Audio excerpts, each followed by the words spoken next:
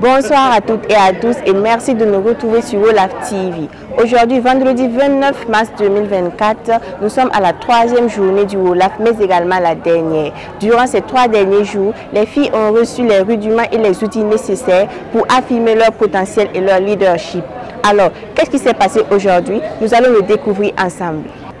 La 3e journée du Olaf a débuté ce matin avec une table ronde au cours de laquelle les participantes ont eu l'occasion de rencontrer leur mentor. Au cours de cette rencontre, chaque participante a pu s'imprégner des différentes activités que mène leur mentor ainsi que les réalités des différents domaines dans lesquels elles aspirent travailler. À la suite de ces rencontres autour de la table ronde, les filles ont ensuite eu l'occasion de discuter avec leur mentor de façon individuelle. En effet, chaque fille a eu l'occasion de discuter avec son mentor, histoire de donner ses motivations et de donner les arguments qui lui permettront d'être choisie ce soir à la nuit des Gimbi du leadership féminin. Suivons les réactions des différentes filles à l'issue de ces différentes discussions. C'était tout simplement wonderful. C'était très bien. Je suis tombée sur des personnes exceptionnelles, des personnes vraiment ouvertes d'esprit. Et il n'y a pas eu de barrière. On a causé comme une mère et sa fille. Et je suis ravie, peu importe les résultats à la fin. Je dirais que l'échange B2B s'est très bien passé. J'ai échangé avec ma mentor qui est Madame Juliette Ouedraogo. Voilà. Et j'ai beaucoup échangé avec elle, j'ai beaucoup appris avec elle. Elle nous a posé beaucoup de questions auxquelles on a répondu et grosso modo ça s'est bien passé. Je dirais que ça s'est bien passé parce que j'ai pu m'entretenir avec des dames d'exception qui excellent dans le domaine de l'administration publique. Et je dirais qu'en peu de temps, j'ai déjà acquis avec ces dames-là des expériences, des partages d'expériences très riches, aussi humainement parlant que dans le domaine professionnel. J'ai tout aussi approché d'autres mentors qui ne sont pas forcément de ma catégorie. Et je sais que même si je ne suis pas officiellement mentorée, je ne sortirai pas perdante de ce Olaf-là.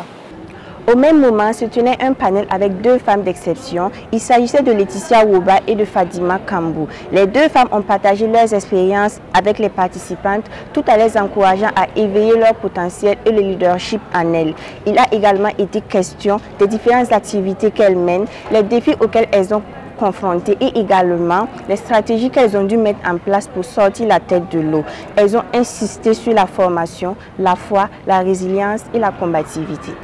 Les filles ont ensuite eu l'opportunité d'échanger avec Mariam Vanessa Touré, une grande figure du paysage médiatique au Burkina Faso. Elle a été présentatrice du journal télévisé à la télévision nationale, attachée de presse à l'ambassade du Burkina Faso en Côte d'Ivoire, mais également directrice marketing ou commerciale à la RTB. Elle a partagé avec les participants son parcours de vie qui n'a pas toujours été simple, mais à chaque fois, tel un phénix, elle a su renaître de ses cendres. En effet, malgré toutes les difficultés rencontrées, Mariam Touré a continué à briller. Pour Mariam Touré, il faut toujours mettre Dieu devant toute chose, allier professionnalisme et rigueur. Elle a également prodigué des conseils aux filles afin de réussir leur vie personnelle et professionnelle.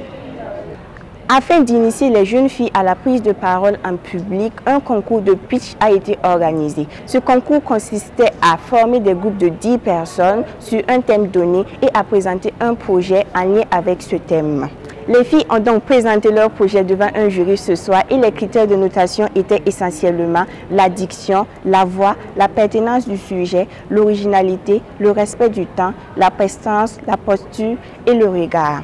Au total, 17 groupes ont défendu leur projet devant un jury avisé. Les résultats de ce concours sont attendus ce soir à la nuit des Gimbi du leadership féminin. Quelques filles nous donnent leurs impressions à la suite de ce concours.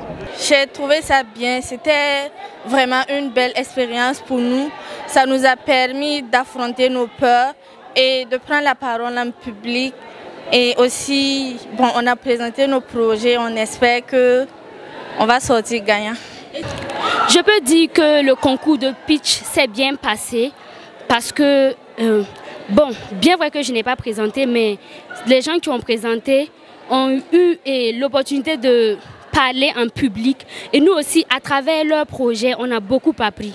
Oui, pour moi, notre projet est pertinent car ça a porté sur les veuves et les orphelins des FDS.